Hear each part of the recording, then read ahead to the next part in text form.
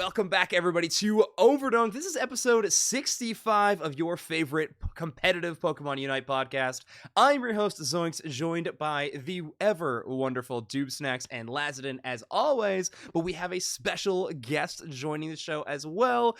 Incredible UCS caster holding it down for everyone in OCE. We have Kelosaurus joining the show. Thank you so much for joining the show today, Kelo. Hello, thank you for having me. Yeah, of course. I mean, honestly, it's been a long time coming. We should Yes. have had you on this show for a while. And I mean, time zones being a little bit of a blessing for us in disguise. If you're on the opposite side of the world, it actually makes it not too bad. I always feel like it's a struggle to get European people on this show, or basically it involves me waking up at 6 a.m. to do a podcast. But luckily, Australia, we're making it look all right. But of course, we have doobsnax and Lazadin as always. I did call them wonderful, and I did mean that. So, doobsnax, you're currently doing this episode from a dungeon. So, how's your week been? Busy. Moved into a new house. Literally the day I got back from EUIC, had to go close on the house, start moving stuff. Day 3 in the new house, I was drilling holes in my kitchen ceiling because there was a leak just pouring into my kitchen. Zoinks has seen the video. Nice. 2 rooms have been set up. Everything else is a box holding space, and I'm casting from a dungeon. So, yeah, it's a whirlwind, my bud. Whirlwind out here. More space to fit the green screen for the weekend. I think I think it'll be good. Silver linings. And of course, Lazadin also on the show as always. Lazadin, how's your last week been? Oh, it's been pretty good, very productive scrim week. Had a great, been enjoying certain gacha games that were mentioned before the show. That we will not mention the name of because we do not. Yeah, no free shoutouts. No free shoutouts. And when the check clears, we'll mention the game. I promise. We need that check to clear. Yes, no free shoutouts to the game that everybody on Earth is playing right now, and they are enamored with it. But good. I'm glad you have had fun from multiple sources, Unite being one of them. Cool. Sure. On today's show, we are going to be talking about a lot of interesting stuff. There's a lot going on in the competitive Unite world, which is very cool. We're going to be discussing the game a little bit at the top of the show, but as we move on, we're going to be learning about a lot of different regions within the Unite Championship Series. Of course, we have OCE local expert Kelo on the show. We're going to dive a bit into the OCE region. We're going to talk a little bit about the TPC run regions, so APAC, Japan, Korea, and their unique qualifying structure for the World Championships. And then, of course, we're going to take a look ahead at the top 8 for both EU and NA as we try to dive into all the fun predictions and storylines we like to break down with these teams. So a lot to talk about on the show. So without further ado, let's get into our first topic, which of course is the game of Pokemon Unite. It has been many moons since the game of Pokemon Unite has changed in terms of numbers. We have been sitting on this patch for quite some time, which has, of course, made the Twitterverse and the online world quite upset about it. However, we have had a couple of new additions to the game of Unite, namely Chandelure, who I've actually been having a lot of fun with. I think this Pokemon's a really good time. But I just want to poll the group right now. How are we feeling about the newest introduction to Pokemon Unite in Chandelure? And yes, it's loud, blah, blah, blah. Let's move off that topic and jump into the next one. How do we feel about Chandelure in the game? doobsnax, why don't you kick us off? Yeah, I think it's a great ad. I think it's a lot of fun.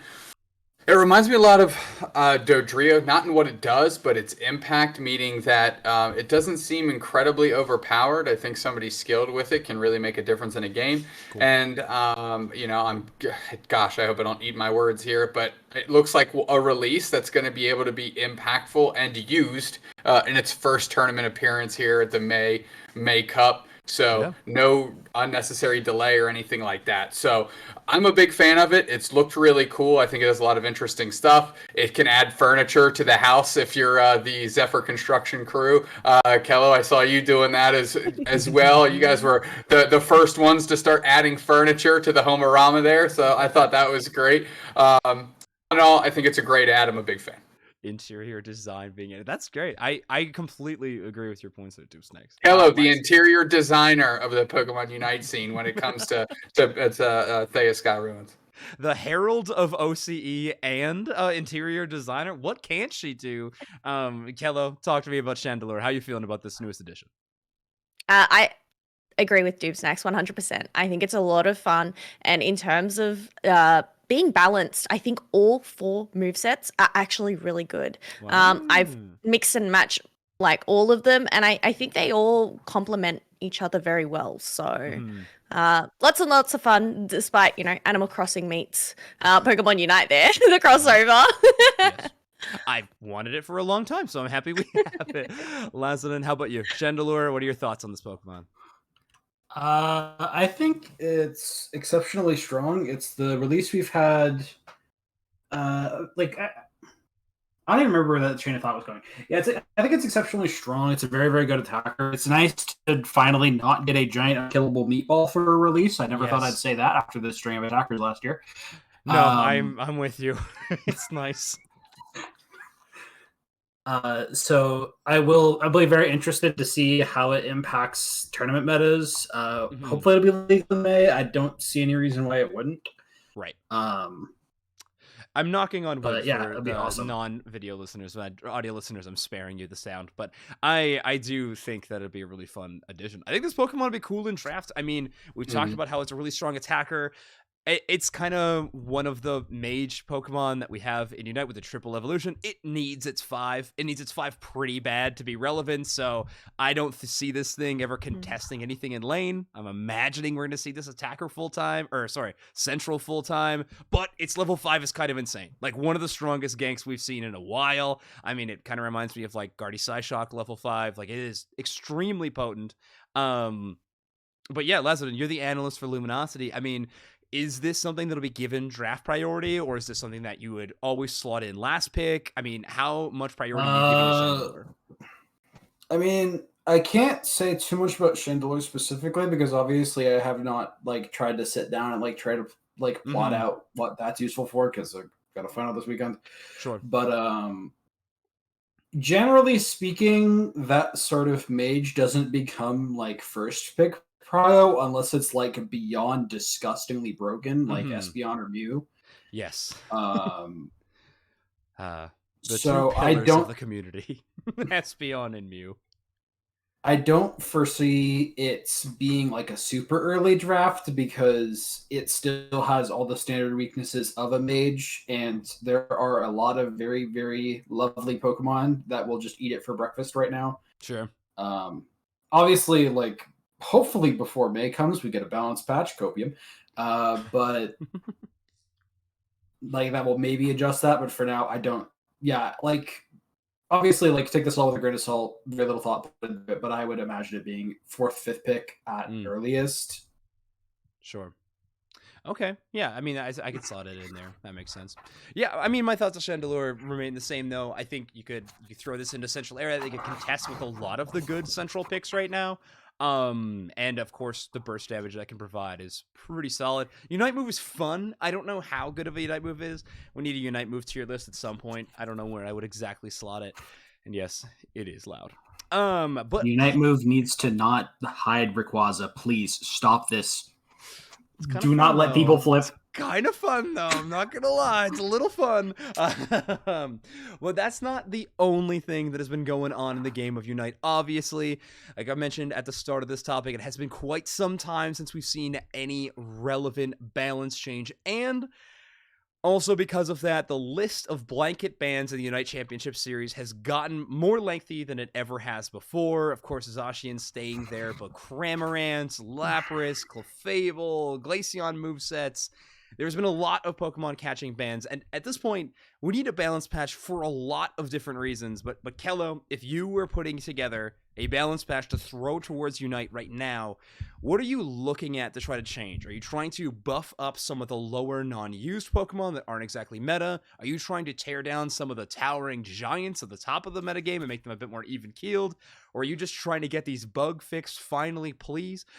Where are you at? What would be your priority if you were trying to develop this game? I think, yeah, definitely fixing the bugs would be a priority. Just to have the full roster there would be amazing, really. Right. But I think, obviously, there are little tweaks and whatnot that do need to be done.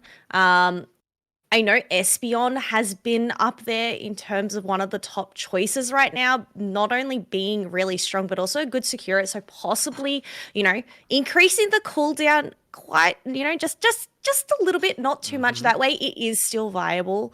I know obviously Trevenant ended up getting patched last time and increased the cooldowns there with the wood hammer. So I think, even then with that, it's still such a strong Pokemon. I don't think that needs any touching up, but I don't know, it's really hard. There's such a vast roster right now.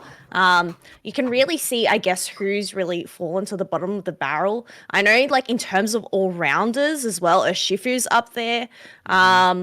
Still a really strong character, but then it just means, we're not getting any much love for Serena these days. Like, I want to see more Serena. It's been a minute since we've seen that Pokemon be relevant. I know there's some holdouts in EU that really like to force that Pokemon, but I don't know, it's just not seeing the success that that Pokemon once did. That is very true. Same question to you, doobsnax. Where are you directing your priorities when it comes to balancing the game right now? Yeah, sure. I'm sure, I say I'm sure. I'm hoping at least everybody says fix the bugs. So we're gonna put that to the side. And you know how I feel about this, Zoinks, because we talked about a little bit when we were in California. I want to see Zacian nerfed to the point of in-playability and then scaled up slowly but surely until it actually hits a point that makes sense. Because working backwards is going to make it a character that's never available to play. It just doesn't feel good on any axis. When I say that, I mean in competitive structured play. I actually don't care about it as much in solo play anymore. I play Slowbro every game, so I just slow beam it down, so I don't really care. But just like in a competitive setting, it's absolutely cartoonishly stupid.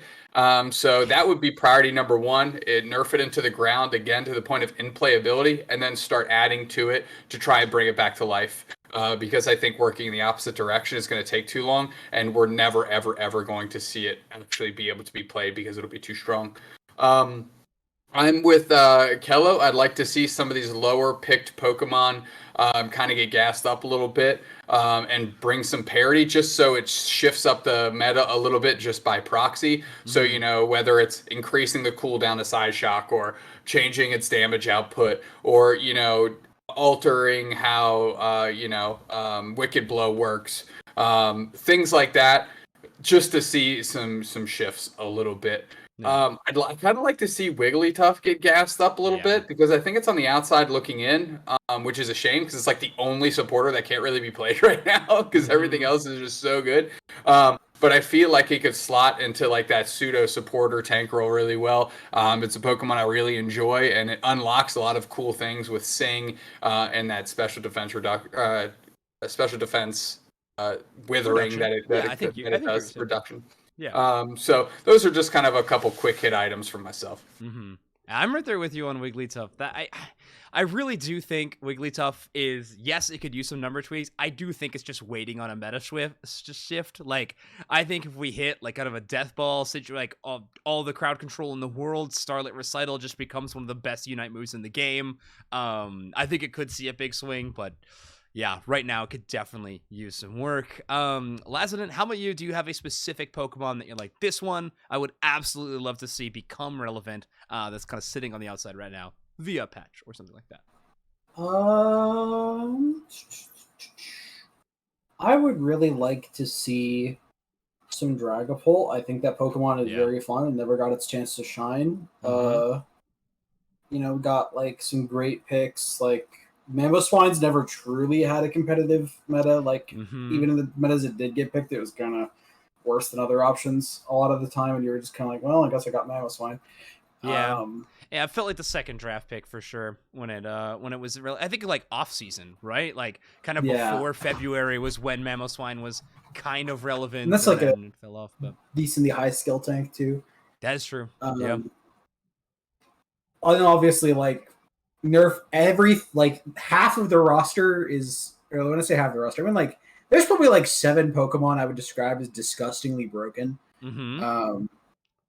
Like, and all of them need gutted, not just Zacian. Like, Comfy needs gutted, Zoroark needs gutted, Dodrio needs gutted, Mew, Espeon, or Mew to a lesser extent, but definitely still. Like, there's so many Pokemon that are just like so far beyond reasonable that it is really weird. Yeah. Yeah, we're in a weird space in the game of Unite for sure, and it's prompted a lot of conversations. I mean, online, like I was a part of a few different Twitter conversations that were going on this week, talking about patch schedules and some debates on how the patches are organized. Truth is, we have no idea how these patches are timed or when they're approved or what it is. But a lot of people saying that they're obviously holding off because of the Unite Championship series, and well, that doesn't always line up. It's multiple regions, different tournaments, different times. I mean, there's a lot to work around.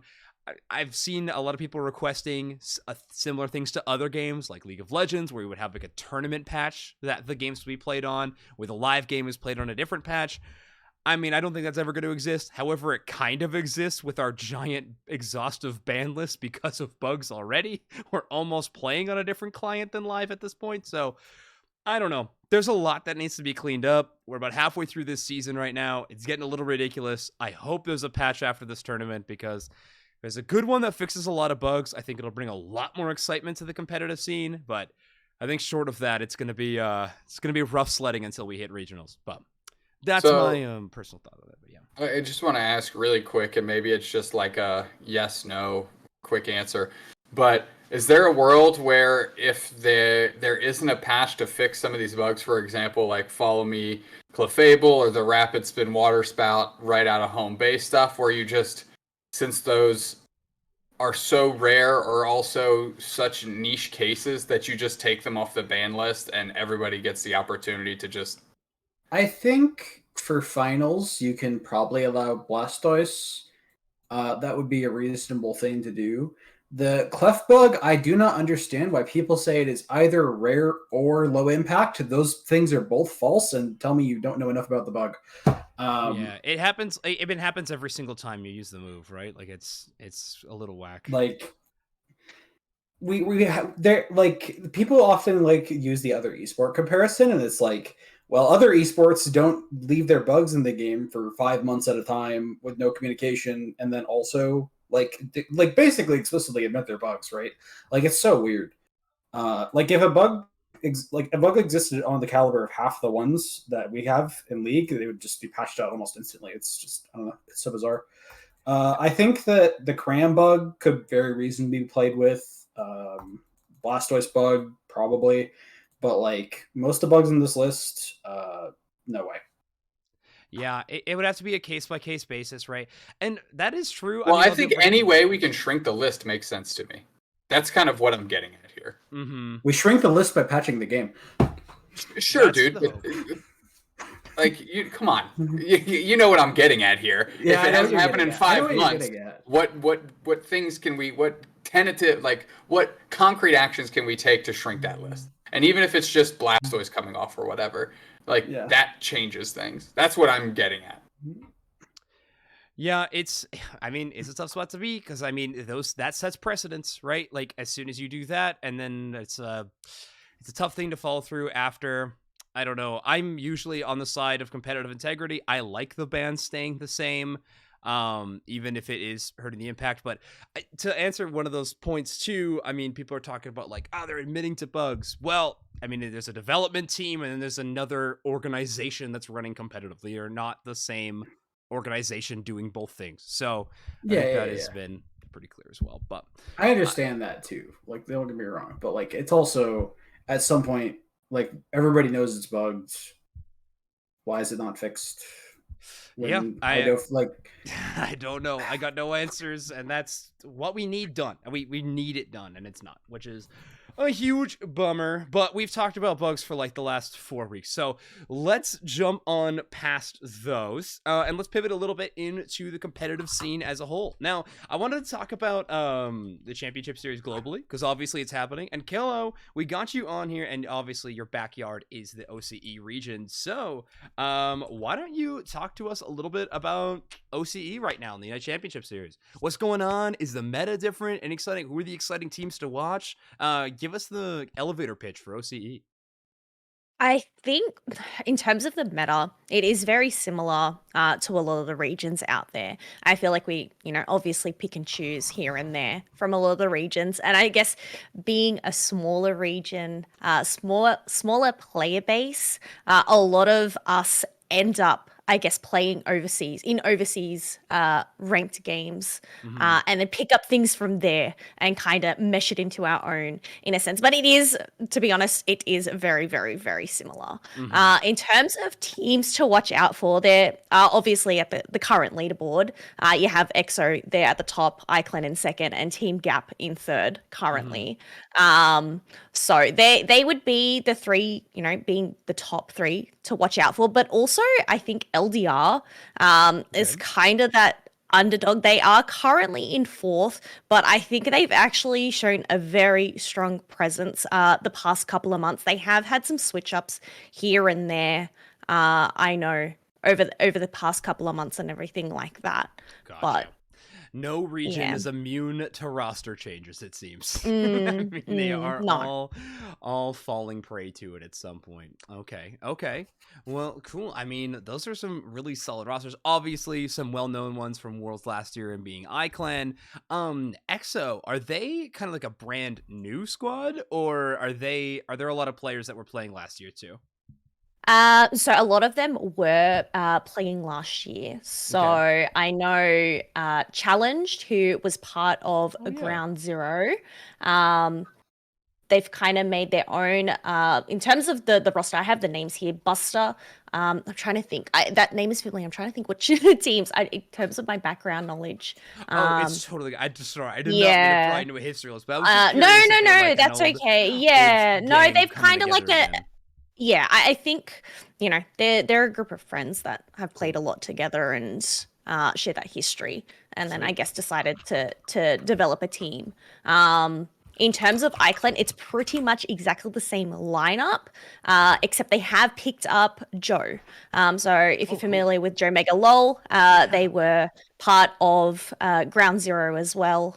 They were one of the top teams last year, and so he's actually replaced Pengu. Okay. Yeah. So not much change in that regard with them, but. I don't know. EXO and iClan, like, whew. Yeah, they're good squads. I love watching them. Yeah.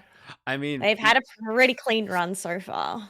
You'd be hard pressed to find a bigger fan of iClan than doobsnax, who is on the podcast. Obviously, doobsnax adores that squad, but they got some tough competition in EXO. Have you been able to catch any OCE this on Kelo streams or anything like that, doobsnax, or have been all focused on the EU and NA recently? I mean, obviously, my main focus is NA and EU, but I do get in the mix, and I watch the rebroadcasts here. I watch the VODs, just because I do think the iClan story is great, but I also like to see them be challenged a little bit, because that's kind of part of their story that makes them neat. So if all of a sudden they become this world dominator type, or region dominator, I mean to say, I think they actually lose a lot of their personality, which is interesting to say. But like last year, the only event they won was the regional finals, right, to qualify, which is hilarious. And then this one, they were kind of like, what happened to iClan? Did they fall off? And then they just like spiked the AOS Cup kind of out of nowhere, right? And they found their footing again. So I wouldn't be surprised if we see them fall off in the next 2 months and then have a big showing at regional finals. But of course, selfishly, curse them. Oh no. but of course, caster's curse, whatever. I'd love to see them go to Worlds. I think there are just great representatives for the region. But of course, I like this EXO that kind of is the amalgamation of a bunch of other teams that have kind of fallen apart and come together, who saw some early success and seem to be poised to continue that. So I'm a big fan of the region. I am. So I'm keeping an eye on it, keeping my finger on the pulse. Sweet. It's okay. Interesting thing, might I add, is each month so far we've had a different team win. Yeah. There hasn't been a team that's actually won twice. I mean, obviously we've only had the 3 so far and going into the 4th. So whether it ends up being one of these teams or whether it ends up seeing a brand new team take the lead this time round as well. There you go. I mean, okay, so I know NA can boast the same, right? NA hasn't had a repeat winner, but obviously EU is kind of got that one locked up for the last little while. But that is really cool. Some spicy results for both OCE. Okay, well, unfortunately I don't have the qualifiers right in front of me. But if you had to pick a winner for this upcoming month, Kelo, who do you think is going to take home the April finals for OCE? Oh, do I have to say it? No bias. You don't have to, but Oh, certainly. no. I think EXO's going for the repeat win. From what I've seen, I think that team looks really, really strong. That is who I'm personally vouching for, not just to go against doobsnax's prediction of iClan, but I am choosing EXO. doobsnax, are you vouching for iClan here? Come on, you know I am. Okay, you know. great. They gave me a jersey. I can't not. You went so easy to get They doobsnax bribed on your you. side. It's so easy. But hey, it works. Lazadin, do you have a horse in the OCE race? Any team that you think is going to take home the April Cup? I don't pay Just much say attention EXO. to OCE. Just say EXO. Just say EXO? Okay. Hold on. I'll go with They're looking flip for a any coin. other option. iClan. I flipped a coin and it said iClan. Okay. Yeah! Okay, Laz she's the on legend doobsnax coming side. through. All right, Lazadin. Fair enough. Okay, well, Kelo, we've made our peace with our picks. Have you come to a decision that you're willing to say in front of podcast listeners and chat? No, because I'm gonna get eaten alive from whoever I pick. Oh man! I can't have You get favorites. I gotta used to stay it. neutral. I have got to stay neutral. I don't know how you guys do feeds it. on that. Zoinks loves throwing region predictions into the face of the regions he's directly a part of, just to catch the smoke. And He just- loves that. Oh, It is a path I have chosen that has made mortal enemies. And when I say enemies, I mean enemy, and it's just Blaine from EU. Yeah, it's literally just. That guy hates me, but I apparently hate now. It's allegedly. So that is a tough spot. All right, fine, Kella. We haven't forced you into Sorry. a decision, but I'll make you make some for EU and NA, which is what we are going to be talking about very shortly. I almost forgot. I wanted to discuss this a little bit. So, the TPC run regions, or like I was talking about, the APAC regions, Japan, Korea, well, not APAC, so it's SEA East and West, I think. Or is it APAC East and West? I forget what they've named them this time. And then, of course, Japan, Korea, and is there any other regions in that I'm forgetting? I don't think so. Is it just the four? No, India as well. So India, 5. yeah. So 5 are having a really unique qualification process. Which instead of a championship point system, their season's a lot shorter. It starts in April, and they have an April tournament, a May tournament, and then a LCQ in June that all funnels into a regional playoff. Each of the regions has this format. So April tournament, the top 3 teams get qualified for the regionals. And then in May tournament, the top 3 teams get qualified. And then in the LCQ, the top 2 teams get qualified for the regional finals, which then, of course, creates a top 8 bracket for their region, which then allows 3 of those teams to be qualified for the World Championship Series. This graphic I'm looking at specifically is from one of the SEA regions, who get 3 qualification spots apiece. I'm sure this format, changes slightly for both. I believe both Korea and Japan get 4 slots, if I remember correctly. So those are going to change slightly.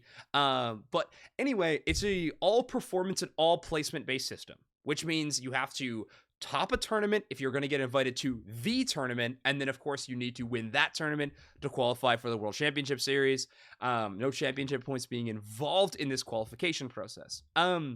Thoughts, just surface level, on the format that we're taking a look at. Similar to last year, but basically no seeding, because if you qualified in June, or if you qualify in April, there's no reason to play in May. So a little bit different in that situation, but just early thoughts on it. doobsnax, any thoughts on that format?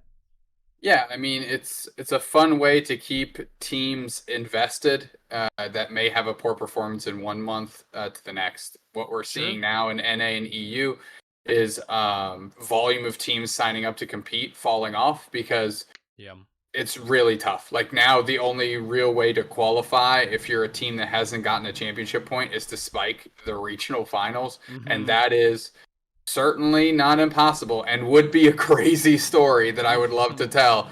But that is tough to justify grinding getting your team up to snuff to try and make that run happen.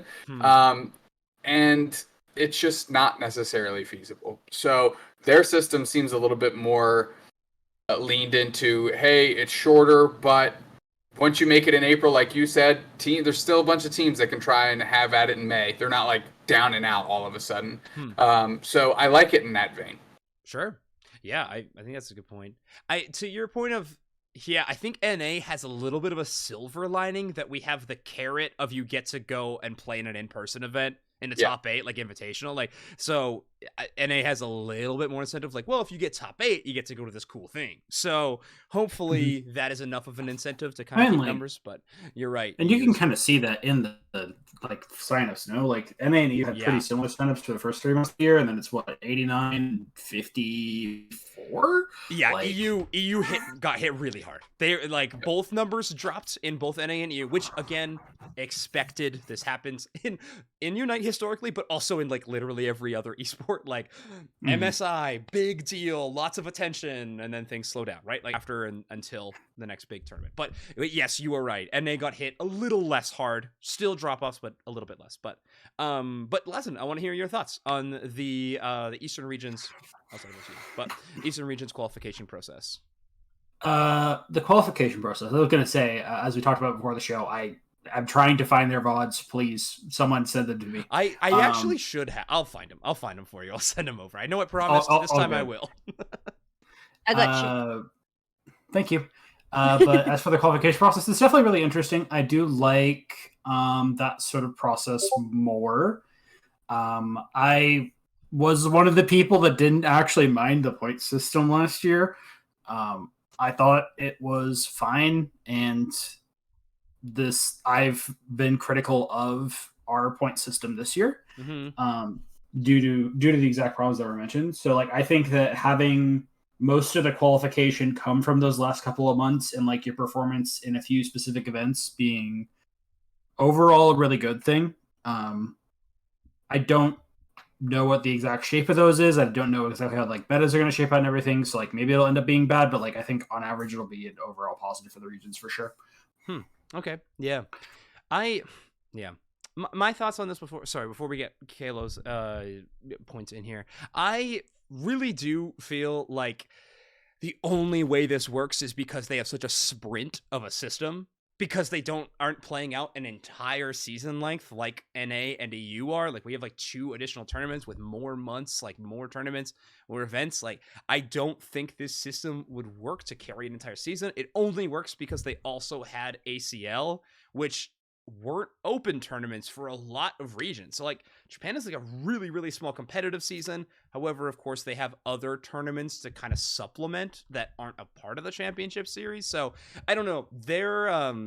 Their tournament series is much more, I guess, diverse, for lack of a better word, in terms of competition. You have a lot of different things to play for that aren't all focused on the Unite Championship Series. Of course, UCS and every other Western region, that's the one thing.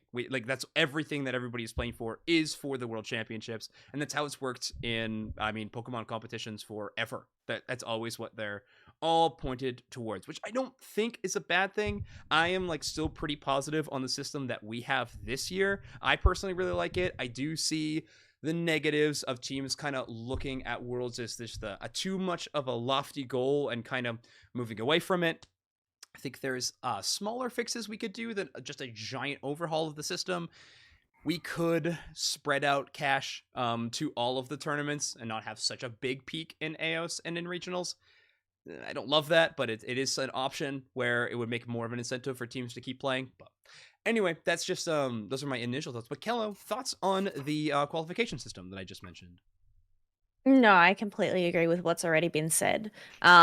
In terms of, I guess that's the thing. If you think about how long the Unite Championship Series is for the other regions, it's kind of like that training.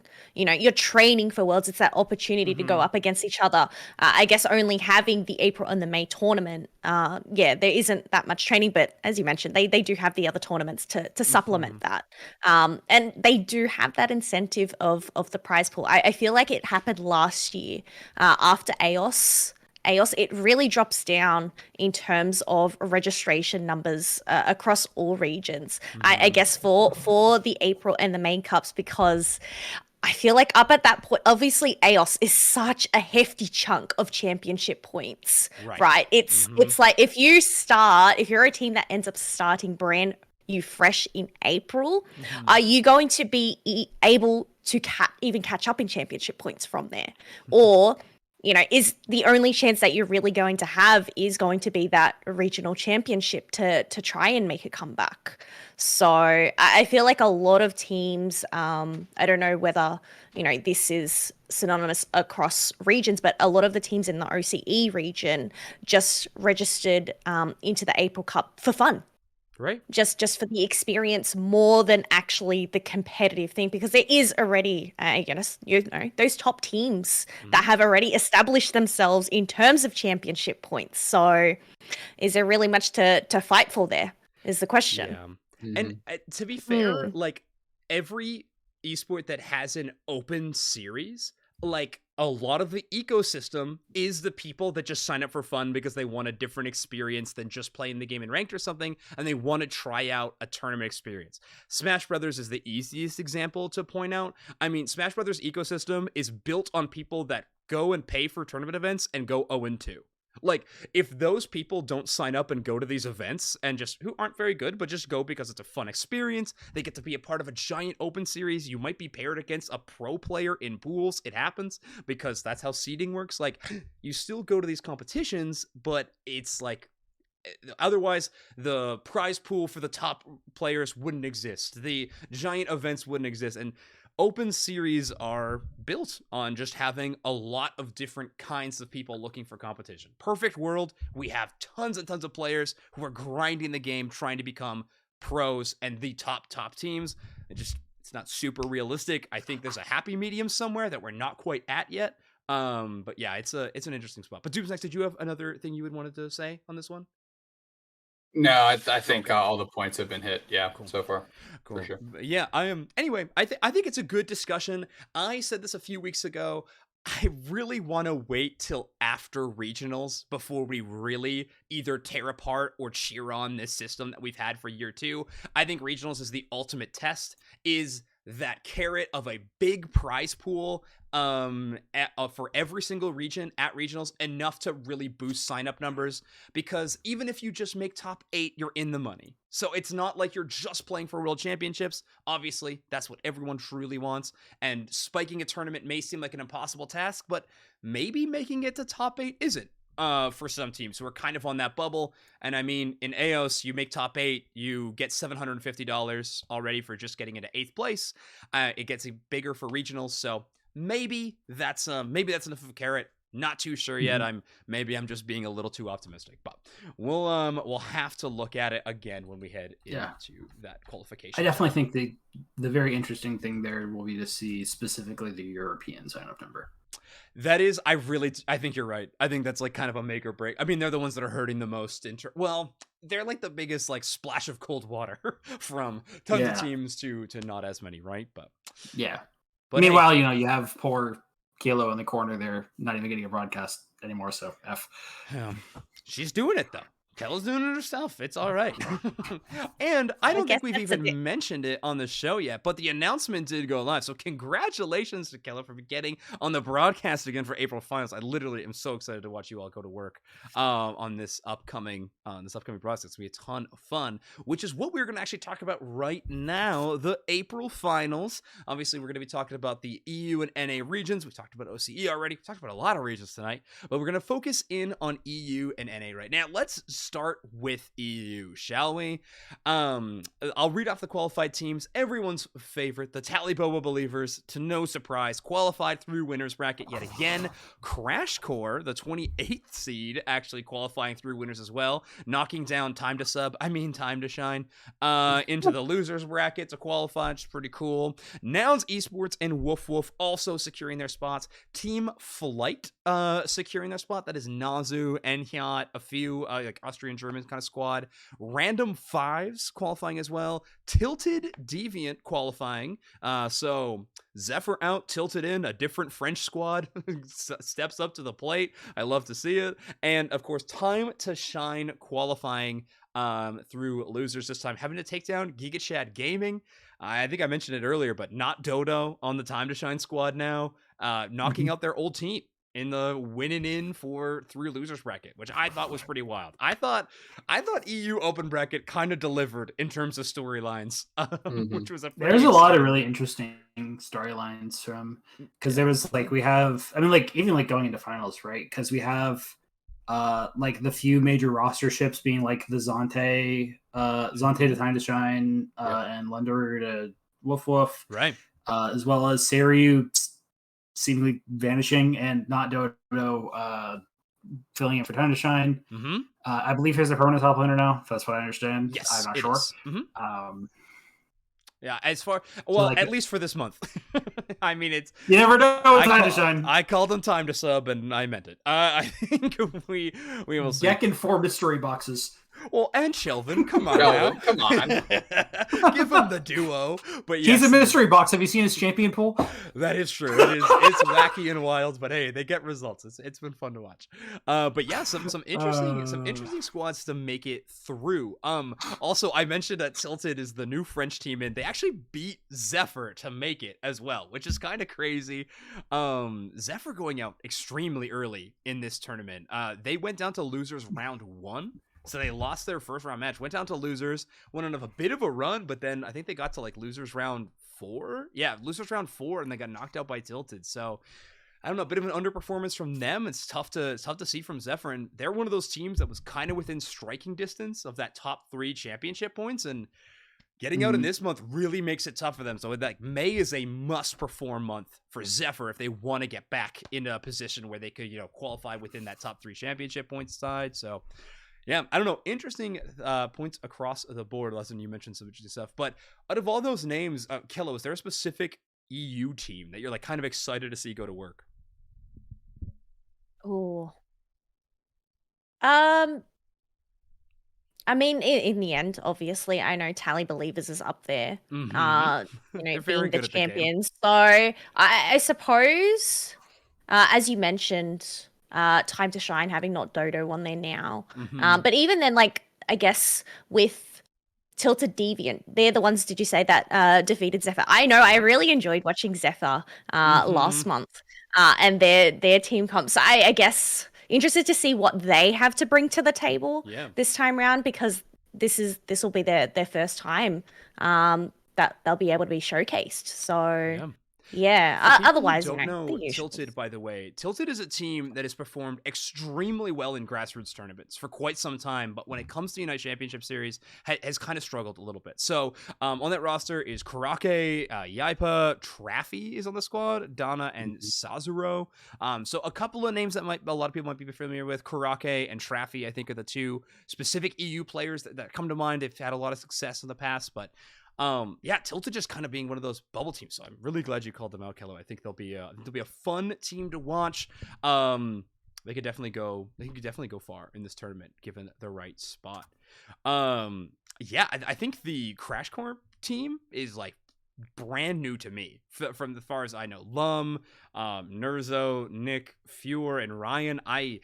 I don't know this squad. I'm excited they made it through winners, though. They're gonna go into the pretty good seed. That's gonna be a fun team to watch. But let's get down to some predictions.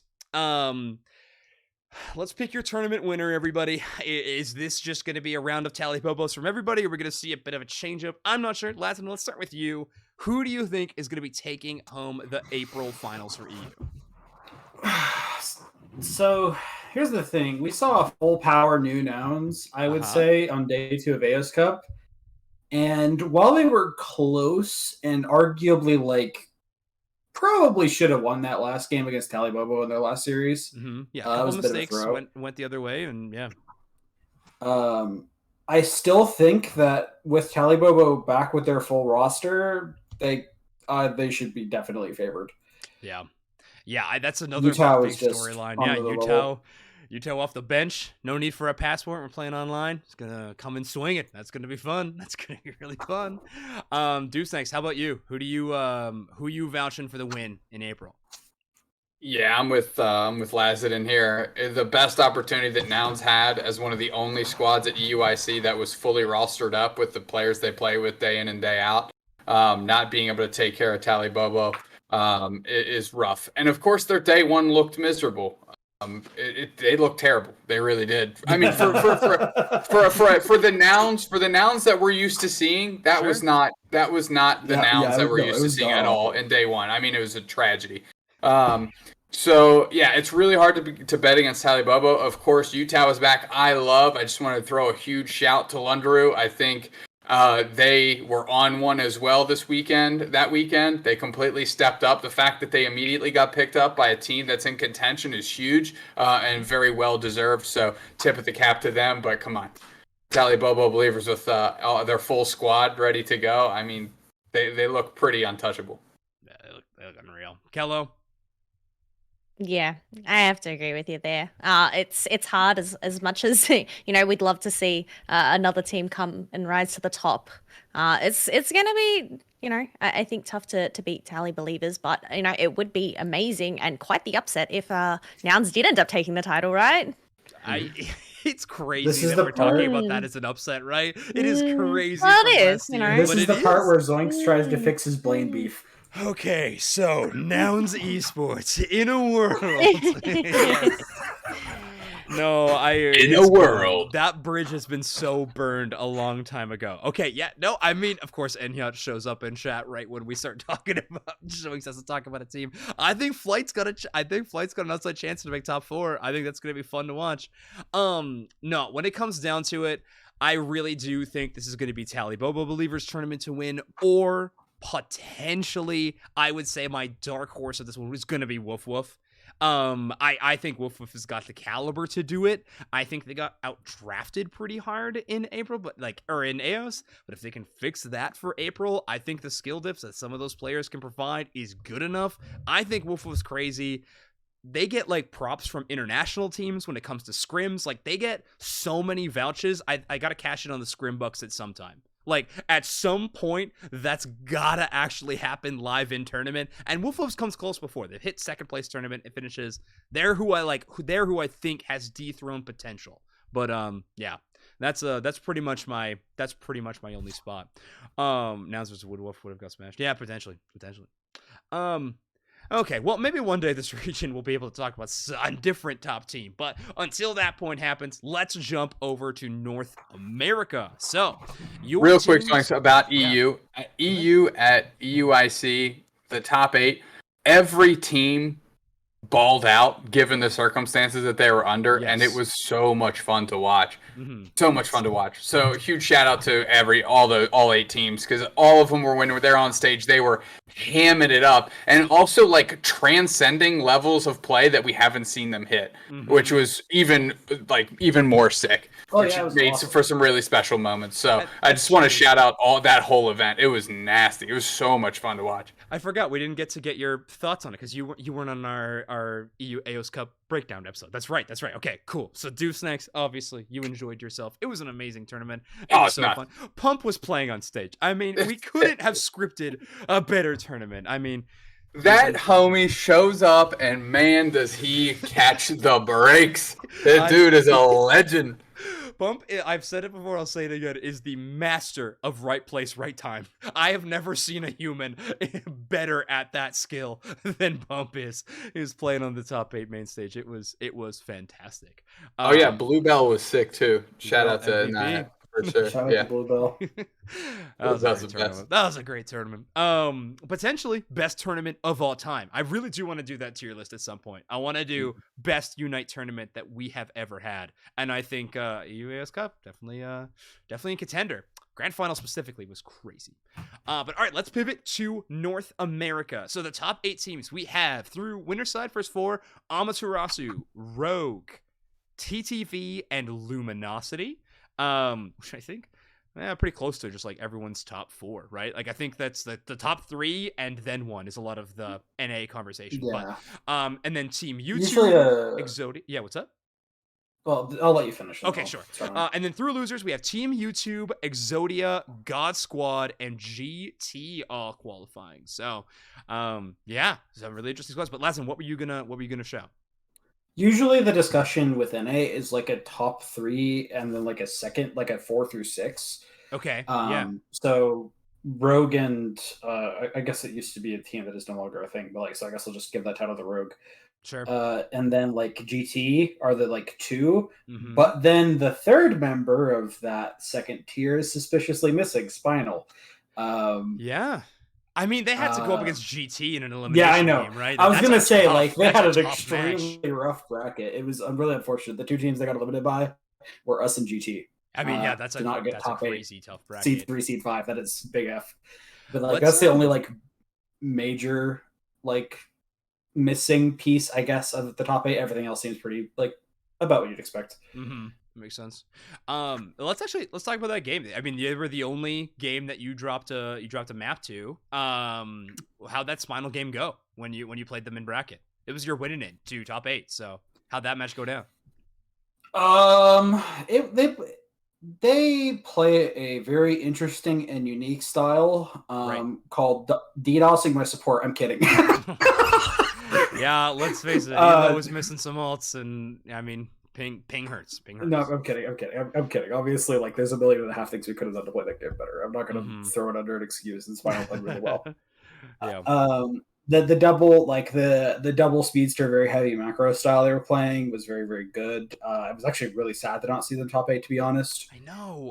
I was bummed about that. Like, I'm gonna be real with you. OG is back on form. He is nothing like the OG we saw in the previous months. This is like the OG we saw last year. I really, really hope that Spinal either gets to top 8 next month, or like if another roster mania happens, OG finds a really good team, because holy cow, that guy been killing it. Oh, I'm excited. OG back is a good NA world. Like, that kid is so much fun. I mean, honestly, so much fun to cast, if I'm being honest. So I am very, very, very excited about that. Okay, sweet. Some really good teams. Another storyline that was kind of crazy. I mean, TOS just on the outside of making it into top 8, going on a crazy run, taking out a very stacked team of Chislers. They took down Ignorance, and then unfortunately just losing to Team YouTube right on their winning in. I mean, that's a tough bracket, but Team YouTube making it into another top 8, again, proving Spraggle's right. A lot of love towards that squad, and I mean, they're looking good. I'm excited. I think Team YouTube could play a lot of spoilers. So that'll be really interesting to see. But Kelo, any team out of that top 8 that I mentioned that you're kind of excited to be watching in this month? Just real quick point on YouTube. They have Chaotic now, which is really interesting. Yeah, that is true. Okay, cool. More roster swaps. But yeah, Kelo, any team that you're really keen on watching?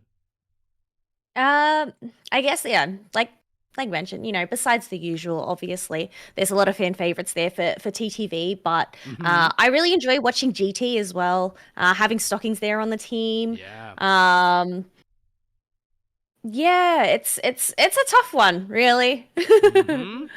I mean, there's a lot of good teams in NA. Like, I mean, there is I think a pretty clear top 3, but like the teams that are outside of that, I think, are still extremely strong and exciting to watch. Like, we've seen teams make a lot of upset plays before, and games are extremely close whenever we get down to it. So that's a lot of fun. I think GT's a great shout out.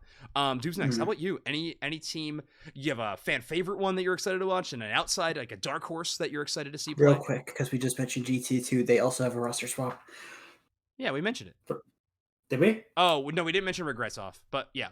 Yeah, Regrets Off, Black on for GT. Yeah, Black is back. That is exciting. doobsnax, though, thoughts on a team that you're excited to watch? Yeah, so I'm a huge proponent and fan of GT, of course. Go in the way back machine with them. So I want to see GT and Team YouTube, which have like had some clear moments of brilliance, but haven't really had that sustained kind of through the finals portion of the event carry. And I would like to see them kind of hit a next gear, because they're incredibly fun to talk about, and they're getting consistent and getting in that top 8, which of course is great. They're not really the team that's caught in the lazy Susan, just spinning around and around the whole time. But that being said, those two teams really need to level up, in my opinion. Sure. Okay. Yeah, I mean, yeah, it's tough with those teams, right? They've had moments of brilliance, and then they've had tournaments which is a bit of a disappointment. So, yeah, it's I mean, April could be a great prove it month. I think that's a good call. I'm the two teams that I'm focusing in on. I actually really want to see TTV again. I think they had such an amazing lights out AOS Cup. Like, it looked so good from them. I want to see if they can like repeat performance on that, or if the other teams have kind of caught on to a little bit of what TTV's doing. I mean, Zugrug was playing out of his gourd in that tournament. It was ridiculous. Yo, dude, nasty, oh my man. word. I couldn't stop talking about Zugrug after that tournament. It was so sick.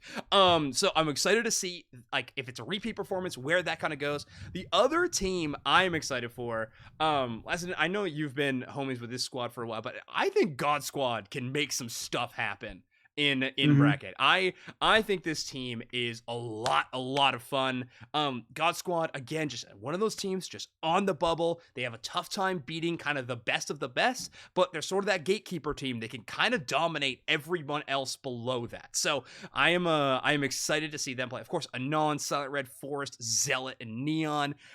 Zealot's Garchomp is chef's kiss. So I am very excited to see that in bracket again. They're my dark horse team. I'm not to pick the win the tournament, but I could definitely see God Squad going on a run and making it into like top 4 or something like that. So I'm very, very excited for that one.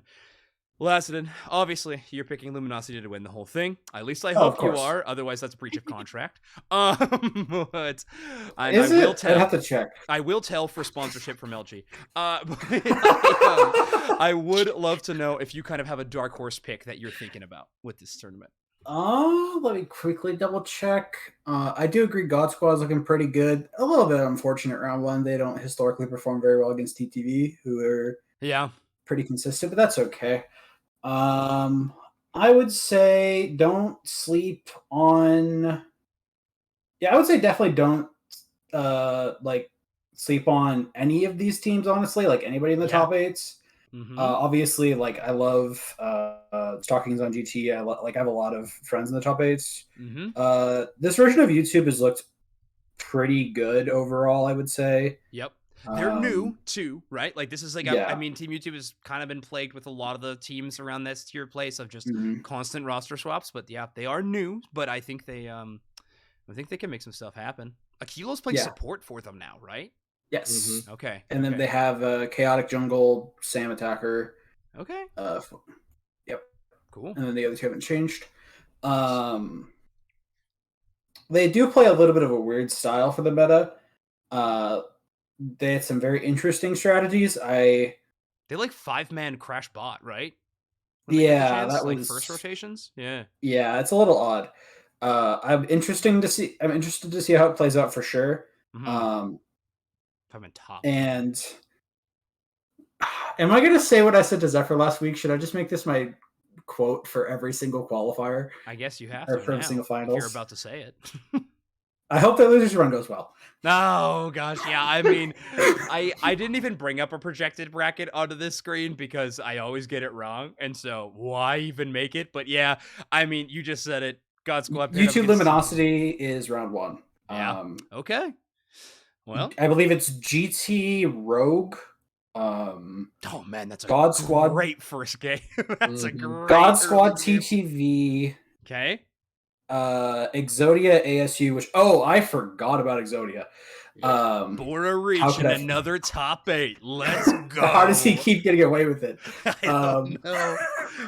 And then so that's all 4. And then Luminosity versus Egypt. Yep. Sweet. If all of the seeding and everything is how it used to be in previous months, which I'm assuming they didn't. I'm assuming they're not going to change the format in the middle of the year, right? Surely, Copium. Surely not. No idea. But anyway, I think those are I think that's all of our picks to win EU and NA. Let's just do right before we sign up because we're basically out of time. I just want a quick, anybody got any hot takes for the April Cup? Any burden takes, picks that you think that we're going to see, teams that you think are going to flounder, teams that you think are going to rise to the top, any extremely hot take that you want to give. For me, I think we see. I can never predict teams to flounder because then I get flamed on Twitter for it. I think. Oh, flight top 4. Okay, and I see that. Only top 4. Come on, if you're gonna make the claim, don't put Kappa after it. I think maybe my hot take will be GT top 3 NA. That's gonna be mine. I'm my GT on the outside. Man, Rogue's a tough first matchup though. That's gonna be a tough game. But I think GT can make top 3. Black is back. Let's do this. Kelo, any hot takes? They can be mild as well.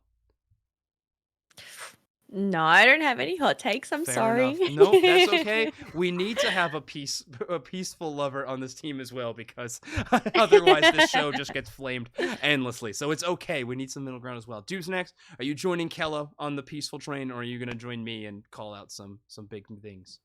Sure. I'll call out the other team that I want to ascend up. I'll go. YouTube makes at least top 3. Oh, there you go. YouTube top 3. I And like then, it. All right, that's a spicy one.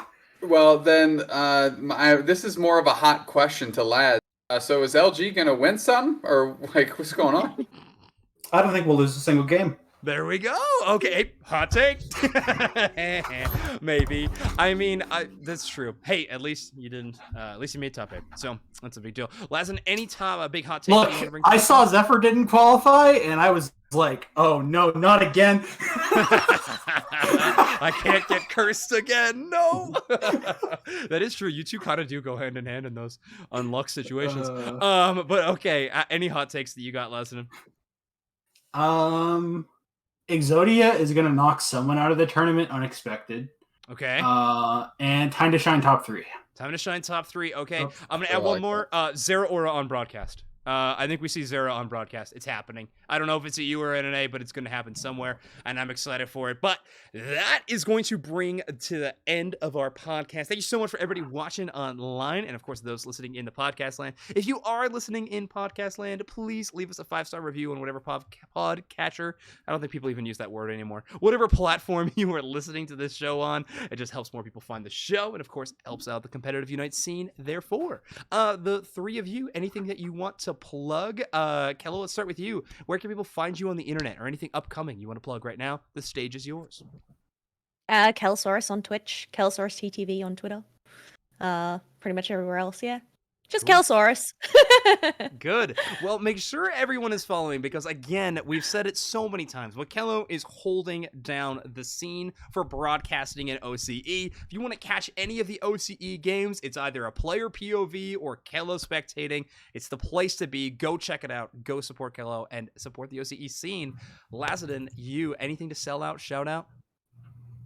Yeah, I now that I have the VODs that I were somehow unable to find, I will probably be streaming on Friday, watching Shout out Japan, Kelo. Korea. Check that out. Okay, cool. Yeah, shout out to Kelo for sending those. So I'll be sure to tweet about that when I've decided on a time. Be sure to watch this weekend. I don't think Nick is doing a stream, but I think Sneaky is for the unbroadcasted games for this weekend. Cool. So if you want to catch some of those games, you can always go there. And then, of course, shout out to Unite Mics for always being gracious hosts and being amazing. That's us. We're so good at this. Speaking of which, doobsnax, anything to give a shout out to? Just follow at Unite Mics on Twitter. Give us a follow there. We've got some things in the works to try and get some branded